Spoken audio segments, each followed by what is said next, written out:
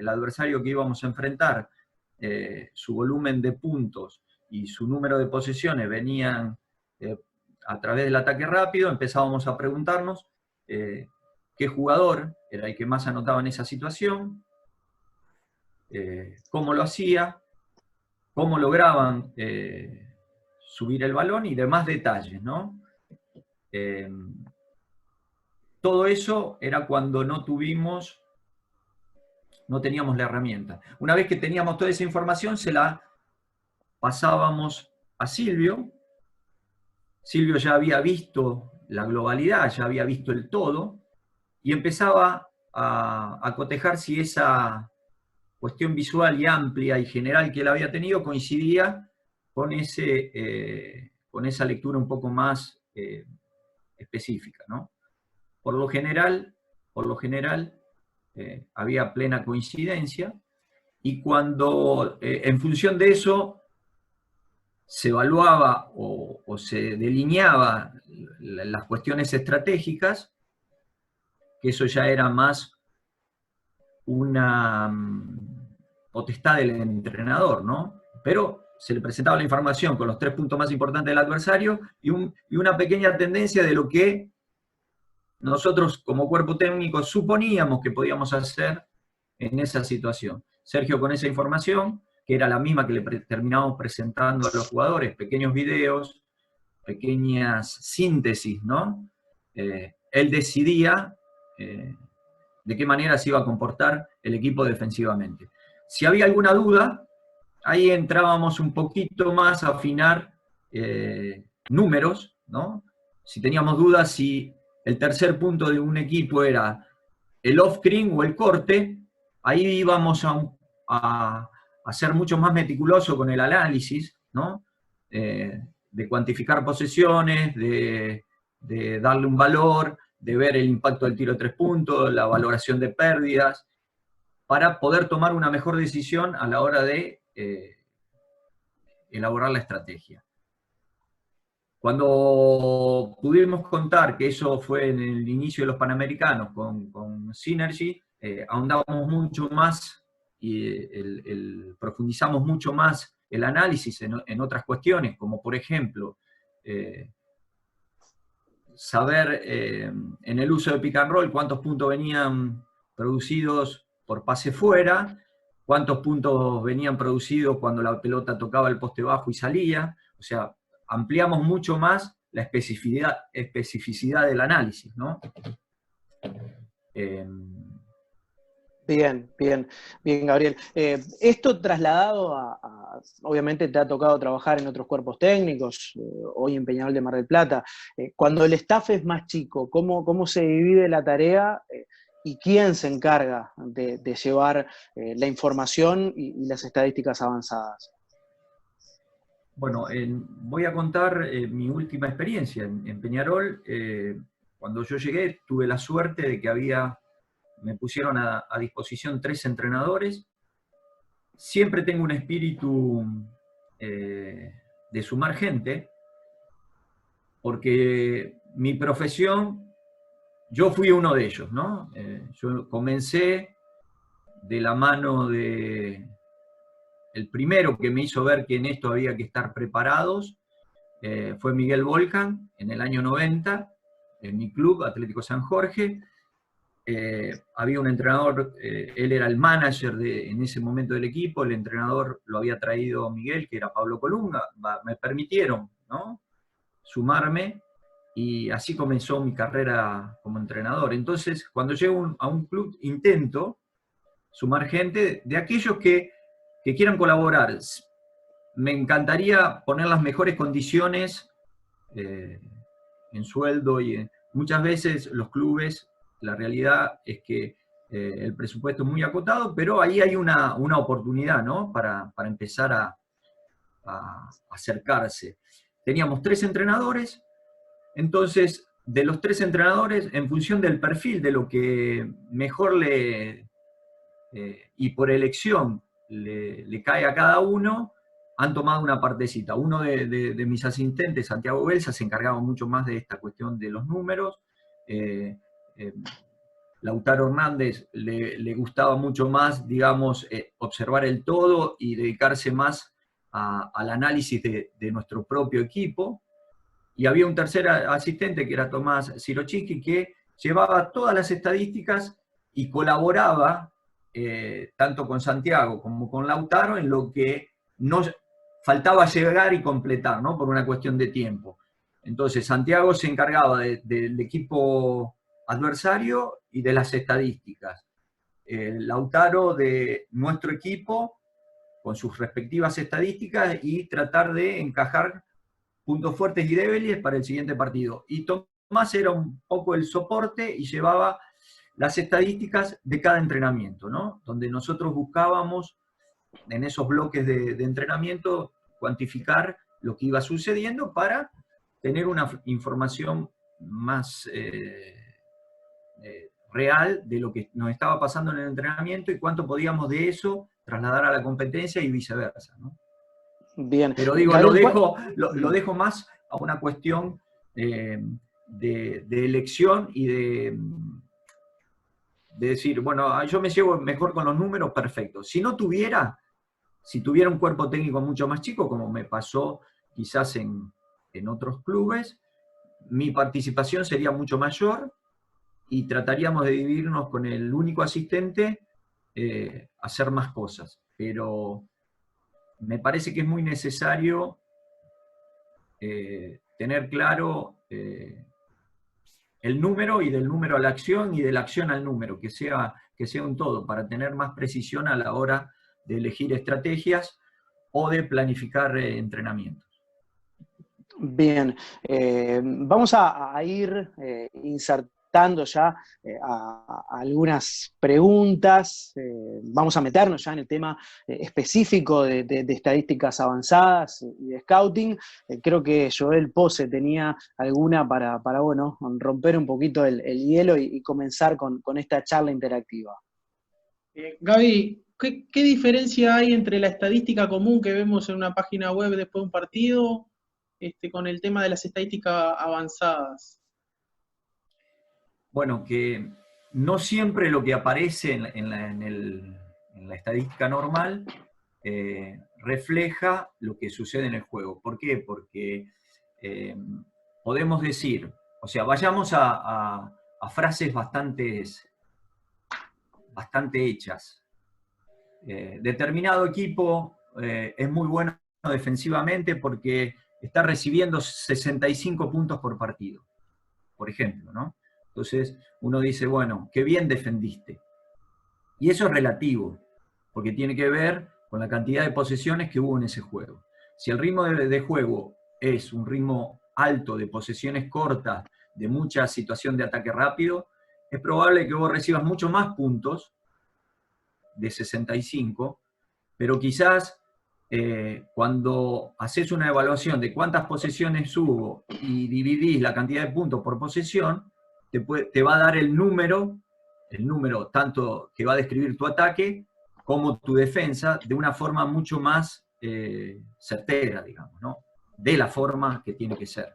Entonces todo está supeditado a la cantidad de posesiones, y la cantidad de posesiones va de la mano del ritmo. Si jugás contra un equipo que te plantea defensas zonales, donde hace un control del balón, extendiendo lo más que puede su posesión ofensiva y tirando al borde de los 24 segundos, va a haber menos cantidad de posesiones. Podés recibir 65 puntos, pero el valor de la posesión puede estar por encima del punto por posesión. No sé si fui claro, ¿no? Sí, y eso no lo refleja, por ejemplo, las estadísticas normales. O el valor a nivel individual de un jugador que juega cerca de la pintura, que alimenta mucho su score con rebotes ofensivos, con cortes, pero es malo de la línea de libres, entonces puede ser que maneje el porcentaje de 2 puntos en esa planilla que sea muy alto, pero si lo cotejamos con la línea de libres, descendería muchísimo en lo que se denomina el valor del tiro verdadero, ¿no? Entonces, hay mucho para jugar. Me parece que es muy divertido, además de ser divertido, tenemos mucha más profundidad y sabemos realmente qué pasa en el juego desde otro lado, ¿no? Entonces, fórmulas hay muchas, lo que me parece muy importante es tener claro qué es lo que uno busca, y por supuesto que hay pasos que son lógicos. Primero, entender posesión, qué es la posesión, darle un valor a eso, y a partir de ahí hacerse todas las preguntas, y las fórmulas están. Eso sí, se necesita tiempo y mucha paciencia, ¿no? Esto lo Si trabajamos. no tenés, digo, una herramienta de análisis donde ya Claro. prácticamente Te te lo dan viene hecho. todo, te lo dan hecho, tenés que hacer la pregunta que corresponde. En definitiva, al final la cuestión humana es la que hace la diferencia. Porque Bien. esos números van a decir algo, pero no van a dar un juicio de valor. El juicio de valor lo tiene que poner cada entrenador, ¿no? Bien, está bueno este concepto. Ya vamos a ir metiéndonos un poquito más en estas estadísticas. Abrimos la charla para quien quiera realizarle alguna pregunta a Gabriel. Vos hablabas bueno, el número de posesiones como lo principal, pero si tenemos que ir bajando un poquito, ¿qué es lo segundo que te fijás, o por lo menos en lo personal, le prestás mayor atención en las estadísticas avanzadas? La unidad de medida es la posesión entendida como el control ininterrumpido, por así decirlo, de la pelota. Pensemos un ejemplo, a ver, creo que los ejemplos lo aclaran todo. Mi equipo está en ataque, tira al aro, falla el tiro, pero toma el rebote. Eso sería considerado una posesión. Pero dentro de eso tenemos que poder definir lo que es play o acción o jugada.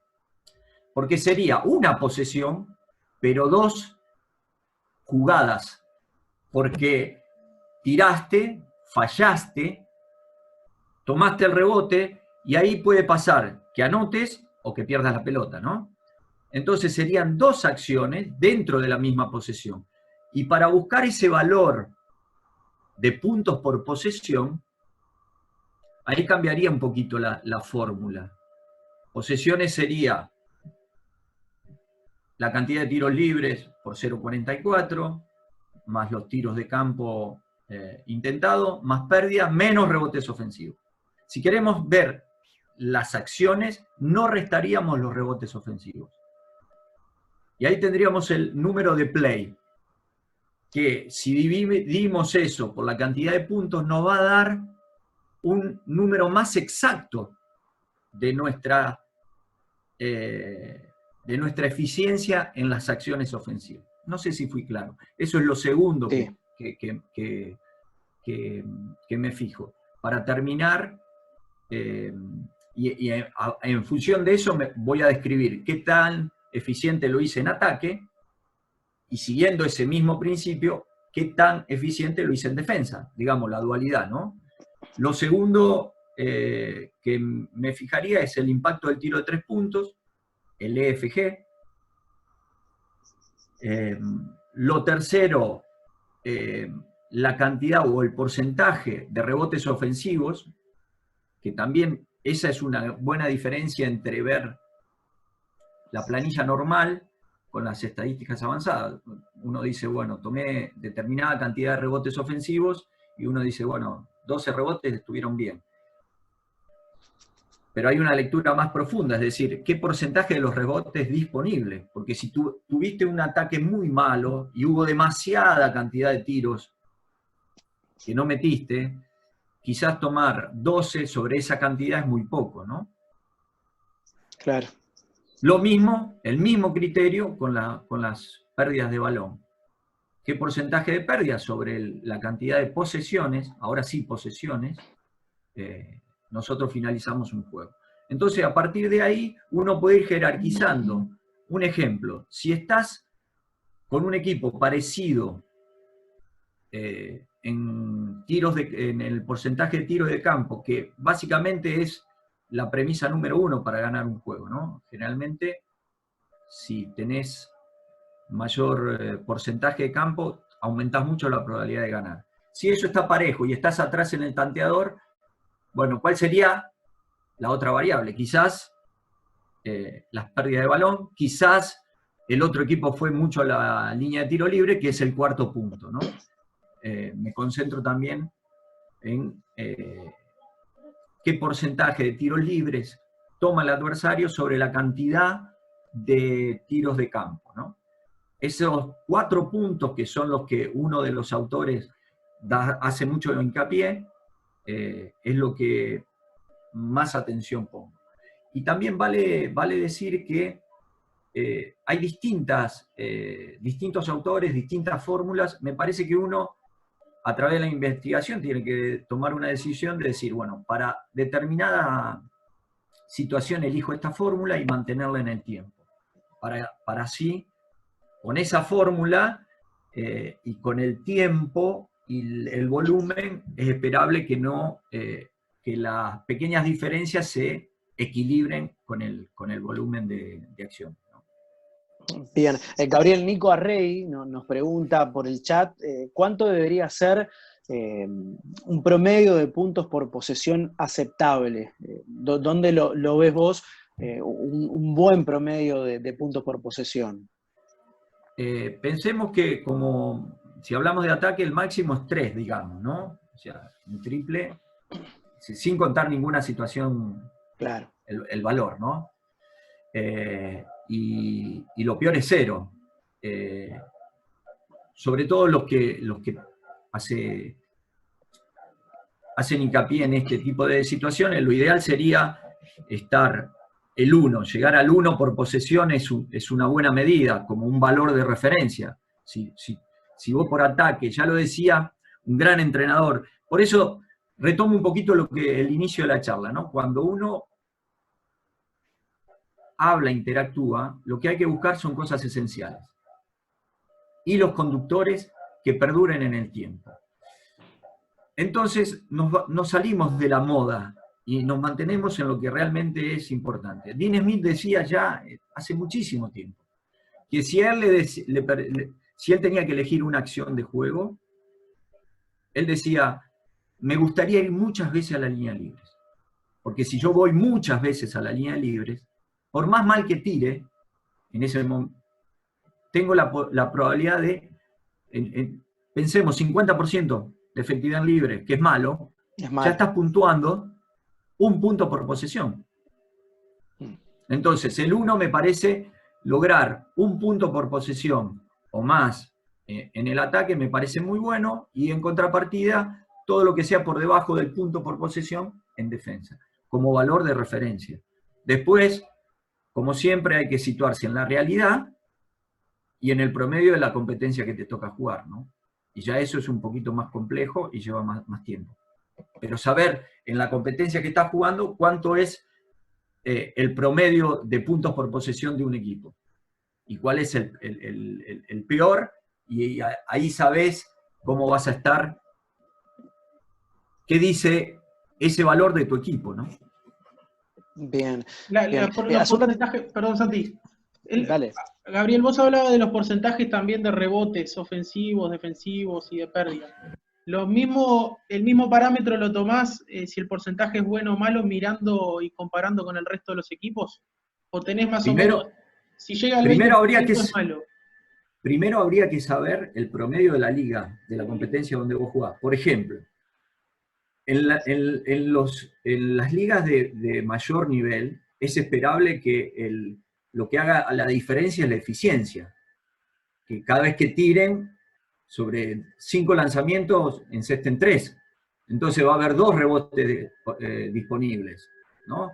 Entonces, en función de eso, si hay menos cantidad de rebotes, el valor del rebote ofensivo es relativo. ¿Se entiende? Sí. Porque va a tener mayor probabilidad, quizás a lo mejor le podés dar un mayor valor si hay escasez, digamos, ¿no? Pero como vos sos eficiente, no lo necesitas. En contrapartida, en una liga donde la eficiencia es muy baja, va a haber demasiados demasiados rebotes, la probabilidad de tomar rebotes ofensivos es más alta y quizás ahí tenés que valorar mucho más el rebote defensivo. No sé si fui claro. Más o menos en lo que yo veo de estos años de 70 a 75, más o menos es el promedio de rebotes defensivos, y entre un 25-30 promedio rebotes ofensivos. Es un número general, no quiere decir que con esto vos decís, no hay un número absoluto, pero es tener referencias, ¿no? Bien. Vos hablabas dentro de los puntos que más ponderación haces, el porcentaje de pérdidas de tu equipo respecto a las posesiones. ¿Cómo valorás esa relación asistencias-pérdidas dentro del plano general? Bueno, también ahí hay combinaciones interesantes para saber, porque surge la pregunta, ¿no? Es muy bueno, da muchas asistencias, pero pierde la pelota, y está relacionado. Aquel jugador que su porcentaje, su volumen de pases es alto, es esperable que tenga más probabilidad de perder el balón. Hay que poner eso, y las estadísticas avanzadas te ayudan mucho a buscar objetividad en eso, ¿no? Entonces la relación pérdidas-asistencia es muy importante. Se supone que tendría que estar cerca, es lo que busco, ¿no? Cuanto más cerca de 2 es un buen indicador, digamos. Pero vuelvo a repetir, siempre hay que intentar ver, y eso es una de las cosas que todavía en nuestras competencias no lo tenemos, es tener mucha acumulación de información para poder comparar, digamos, ¿no? Y poder buscar ese promedio. Bien, hablamos de estadísticas que se pueden calcular mediante una planilla común de las que se leen en Internet, un box score normal. Pero ¿qué pasa con las otras estadísticas? Vos hablabas hace un rato, puntos desde el pick and roll, en transición, en contraataque, hablabas de la herramienta del Synergy para basarse en muchos aspectos del juego, pero ¿tenés alguna otra forma de calcularlos cuando no se accede a esta plataforma? Bueno, nosotros en un principio lo hicimos, digamos, en forma artesanal. Maxi Seigerman cortaba todas las imágenes de los equipos adversarios, la mayor cantidad que podíamos, de conseguir los partidos y de seccionarlos, en función, respetando la matriz que nos mostraba Synergy, ¿no? Es decir, bueno, dividimos contraataque, tomamos de 0 a 7 segundos, pick and roll, dentro del pick and roll, roll man, hombre con balón en definición, tercera situación, pase afuera, uso de cortinas indirectas, y así íbamos dividiendo todo el juego. Tratábamos de mantener un mismo criterio a la hora de dividir, por eso se dedicaba básicamente Maxi a hacerlo y respetaba el mismo criterio, digamos, ¿no? En función de eso, cuantificábamos cuántas acciones había en el total de 5 partidos, dónde estaba el mayor volumen. Esto era una apreciación, porque necesitas mucho más, pero era lo que teníamos. Y de no tener nada a tener eso, ya es un pequeño avance. Si coincidía que era por volumen, por valor de la posesión, el ataque rápido, bueno, sacábamos cuántas acciones había en 5 partidos, lo trasladábamos a posesiones, contábamos los puntos, dividíamos posesiones por punto y teníamos un valor de referencia, ¿no? Así que eso se puede hacer, digamos, lleva más tiempo y son muchas horas de vida al frente de la... Después, cuando ya tenés la herramienta, es solo cliquear y ahí te aparece todo. Aparece la luz, aparece el conocimiento, aparece, ¿no? Lo otro es andar un poco a ciegas, pero bueno, vale. Si hay algo que valorar es la voluntad, la concentración y las ganas de estar para hacerlo. Lleva realmente mucho tiempo, sobre todo los que tienen que editar.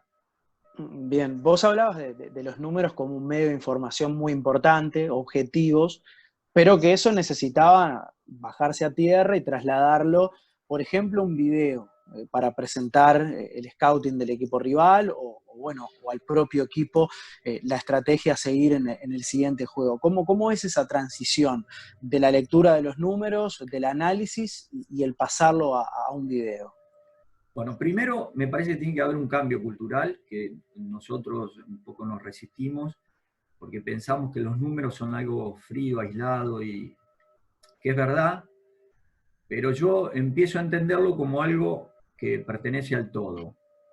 Más con estas herramientas de análisis y siempre hablando desde ahí, ¿no? Creo que nos facilita mucho cuando no hay tiempo. Y hago esta pequeña aclaración antes de responder a la pregunta. Porque cuando no teníamos la herramienta y había mucho tiempo de un partido al otro, o sea, tenías la ventana, vos tenías 2 partidos y después quizás tenías 2 meses para la siguiente ventana, ahí vos podías reunir el material, dividir, cortar, hacer los números, llegar con los 2 partidos prácticamente preparados, ¿no? Tenías que agregar un solo juego, entre partidos. Pero cuando vos estás en una competencia que tenés que jugar, recuperar y competir, que tenés 1 hora 15 de entrenamiento, ahí se vuelve esencial tener como referencia en tu mente, en función del promedio de la competencia y de ese ejercicio que hiciste durante mucho tiempo, el número, porque ese número te va a dar una situación, te va a marcar como que va a sonar una alarma, ¿no? Y va a decir, no, acá hay algo. Entonces, sobre eso empezás a desagregar. Decís, bueno, acá hay un número elevado de posesiones, con mucha eficiencia.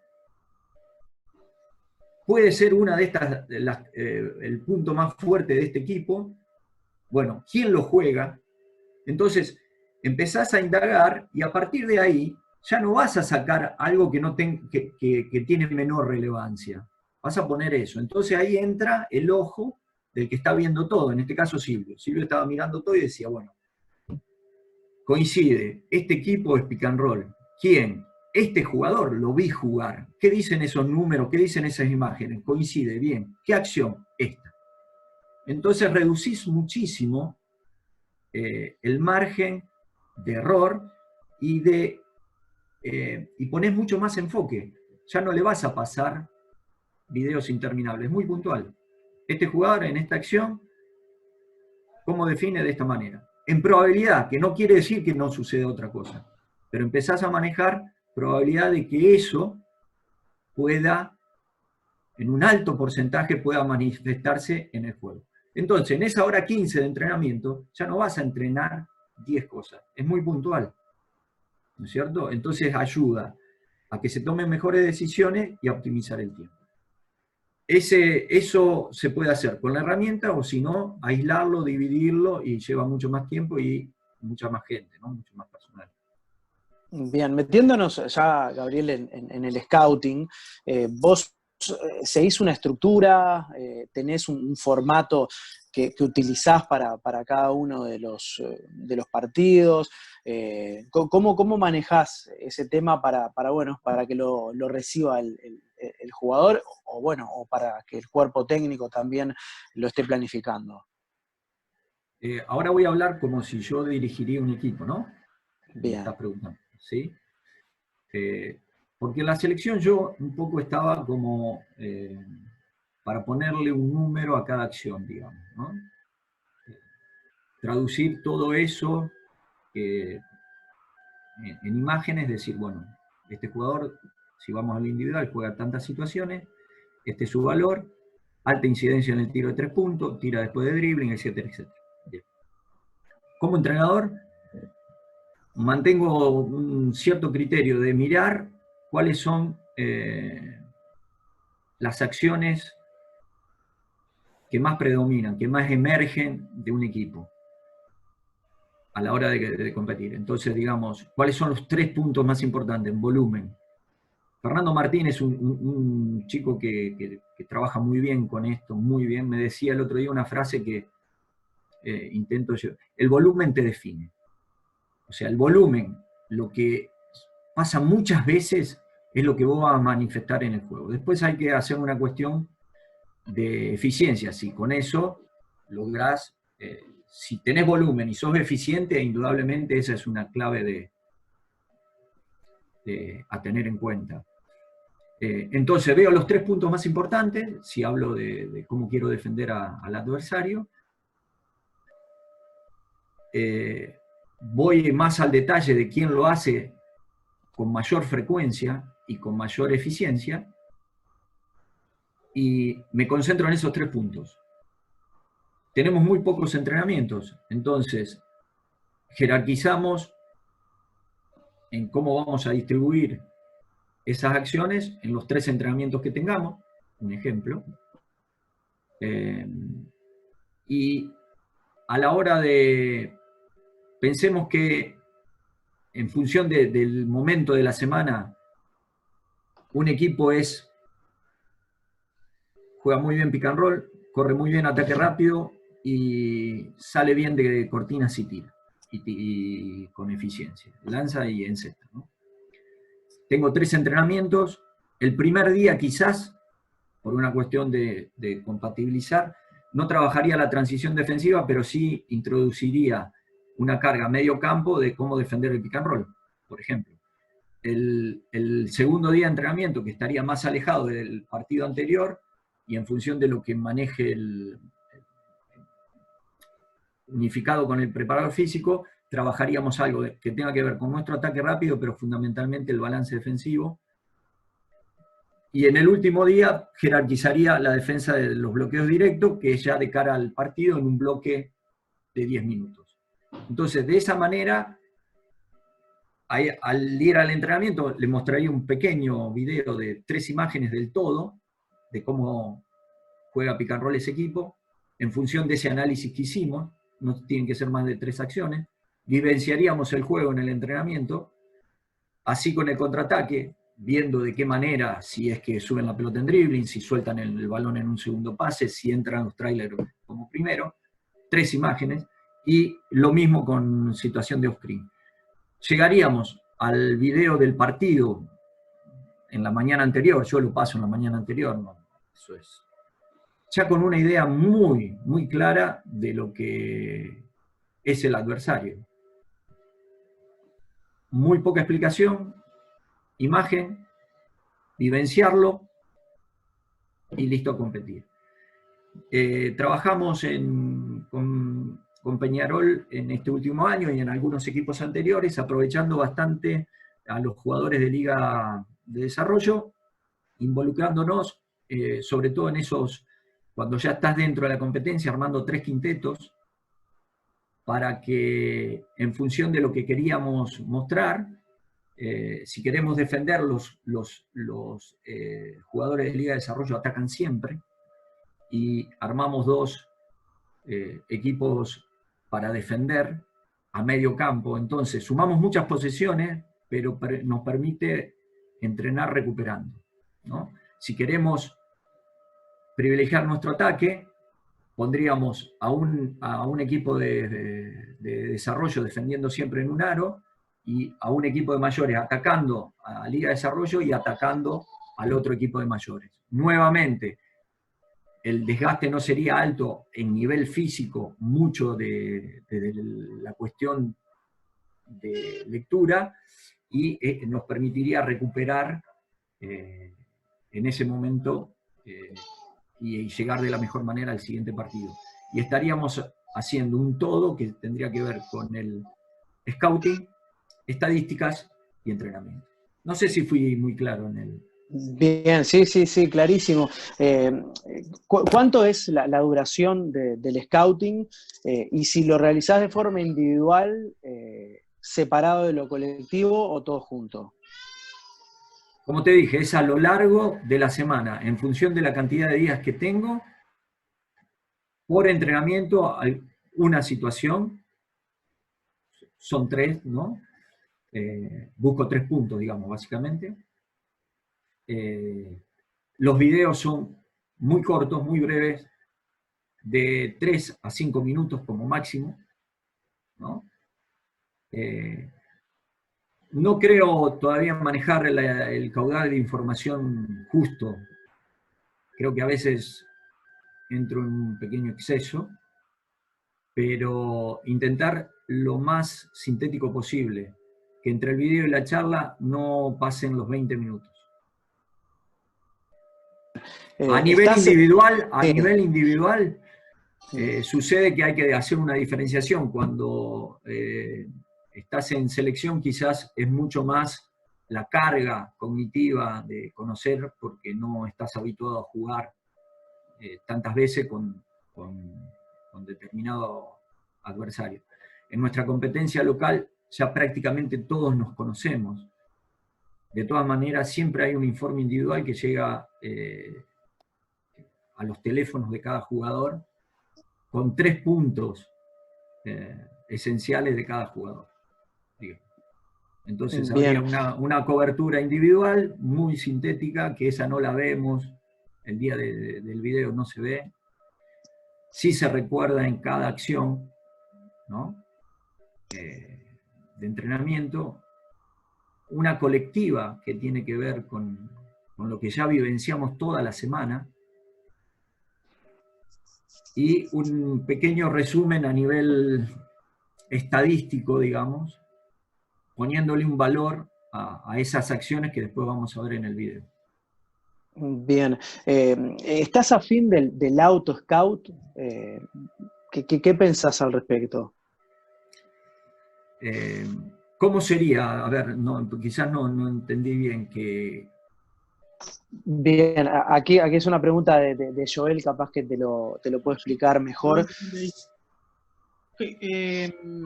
Si el auto-scouting lo haces habitual, o sea, ver lo que pasó después del partido, mostrárselo a los jugadores, ¿lo haces con frecuencia?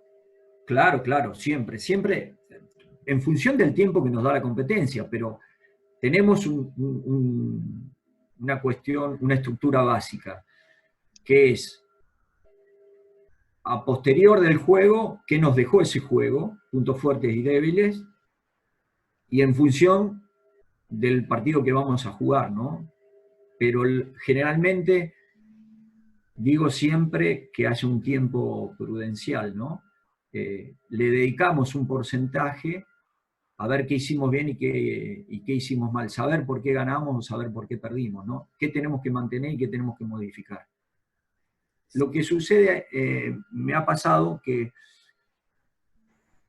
la porción o el porcentaje, y en eso es una cuestión de estar muy atento, el porcentaje de información, si uno hace un resumen semanal que brinda, es mucho más la información que da sobre el adversario que la propia, ¿no? Entonces hay que intentar equilibrar eso.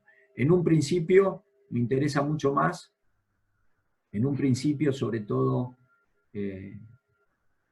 los primeros partidos, dependiendo, ¿no? Porque estamos siempre en urgencia, pero en un inicio, hasta que crear ciertos hábitos, que el porcentaje de información sea mucho más propio de nuestro propio equipo que del adversario. Establecer normas básicas que nos sirvan para muchos principios del adversario. Por ejemplo, defender no de muchas maneras, sino tener una estructura básica que nos permita englobar muchas acciones. Entonces eso reducimos la capacidad de concentración de los jugadores, creamos hábitos y después podemos ir creciendo. Bien, genial. Santi, disculpa. Bien, arriba, Echi. No, le quería preguntar a Gaby, porque él habla del tema de scouting y habla básicamente de cómo va a defender cada acción y muestra las 3 principales acciones del otro equipo. En el tema defensivo, ¿haces hincapié? ¿Dónde pueden conseguir las ventajas? ¿Cuáles son las acciones de mayor debilidad? Claro, por supuesto.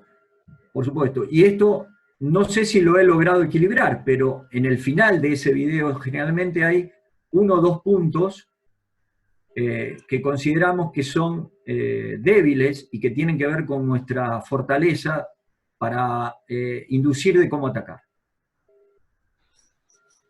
Y en esa jerarquización de esos 3 días hay una porción, un bloque de cómo queremos atacar, en función de esa rivalidad, de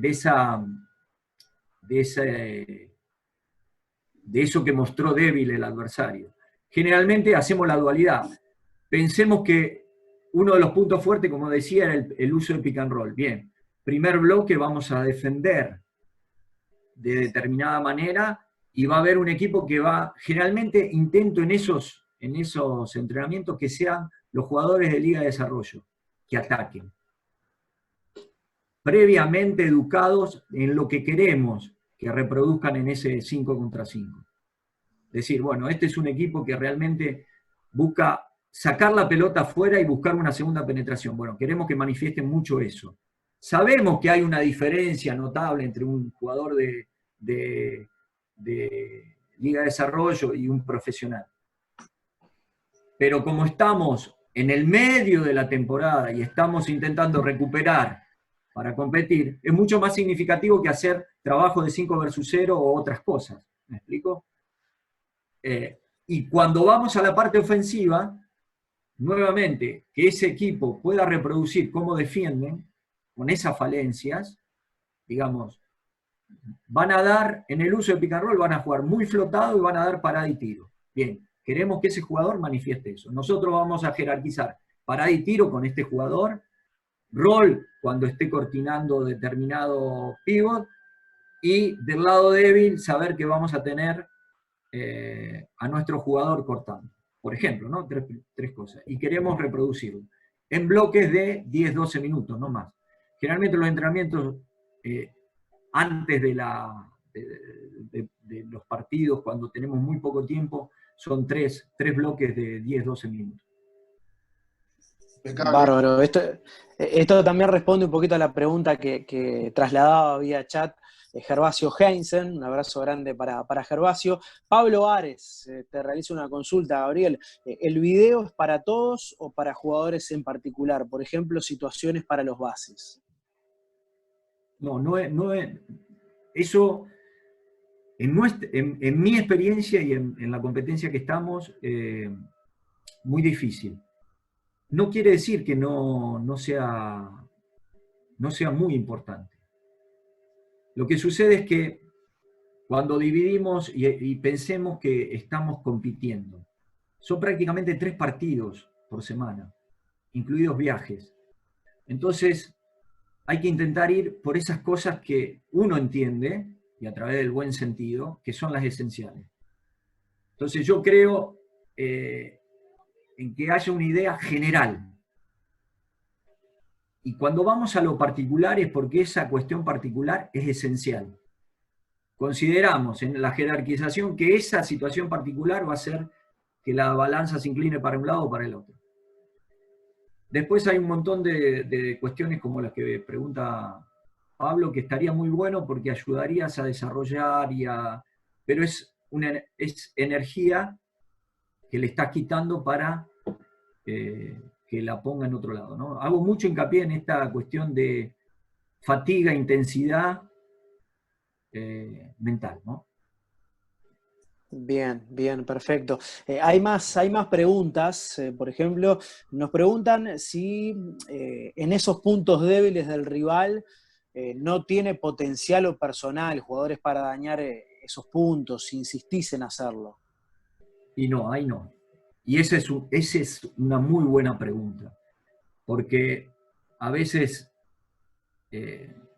mirás, los números te dicen algo, pero no te dan un juicio de valor. Entonces tenés que relacionarlo con tus puntos fuertes. Quizás exista un jugador de perímetro que juegue muy mal la defensa de pick and roll, pero no tenés vos con quién atacar. Entonces, insistir en eso me parece que o por lo menos las veces que intenté eso, no me dio un buen resultado.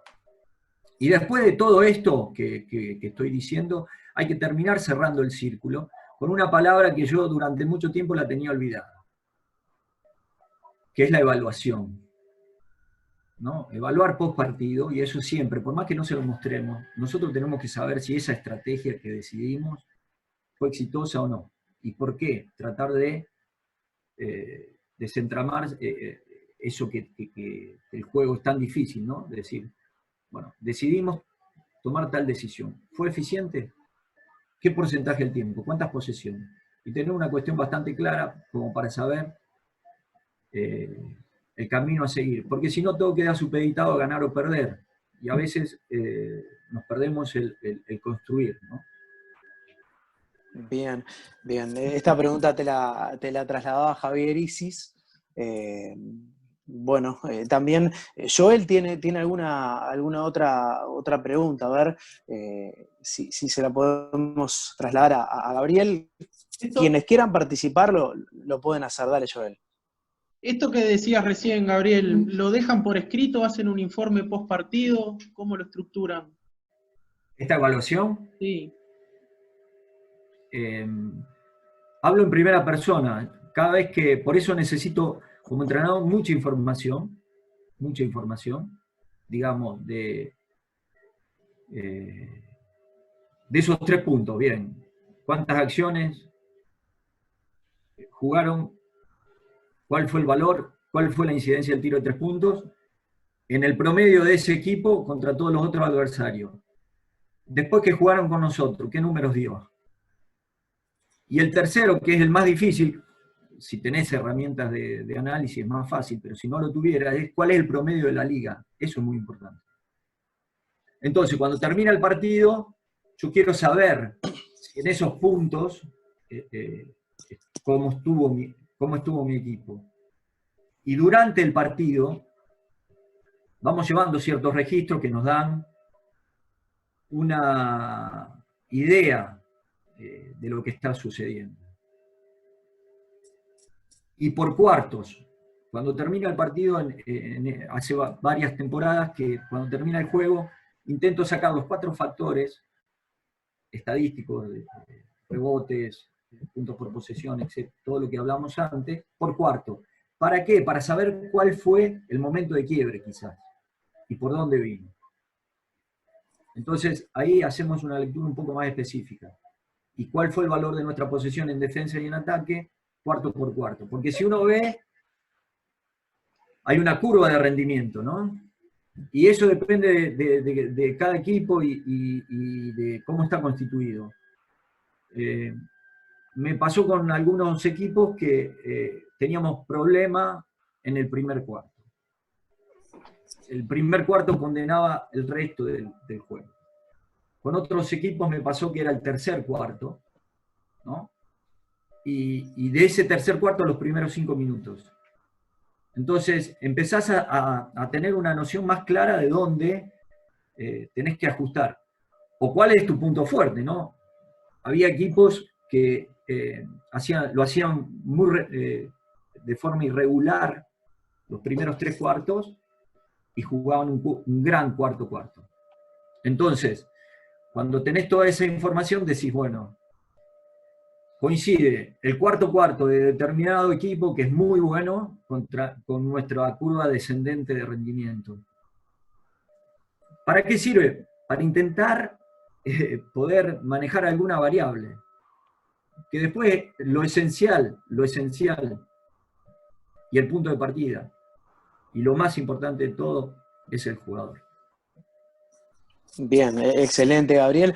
Ya vamos a ir cerrando la charla. Antes, acá preguntan qué programa usás para editar videos y si se los envías de forma individual a los jugadores.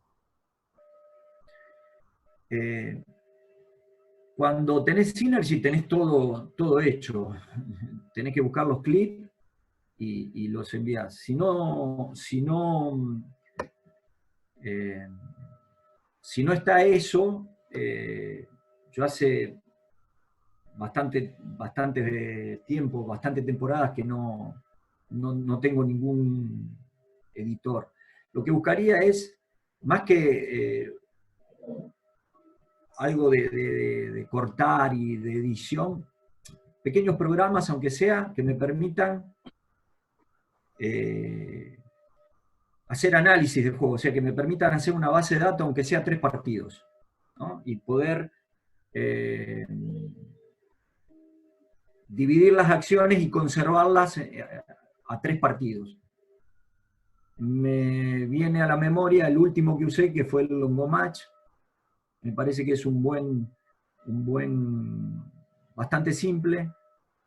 Creo que hay una versión gratis.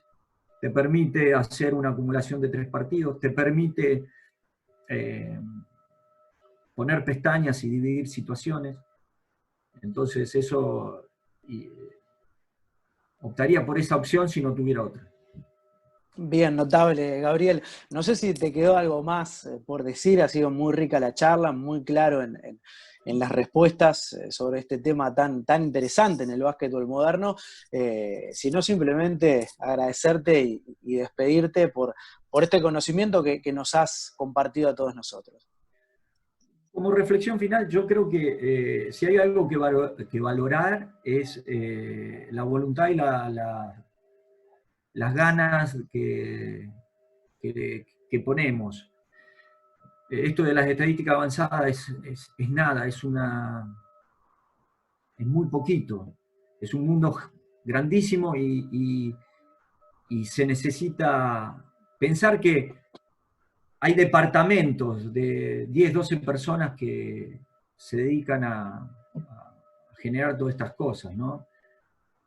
Esa sería la ideal. No hacerlo sería el otro extremo. En las condiciones y en la realidad de cada uno, tratar de empezar a jugar un poquito con eso, ¿no?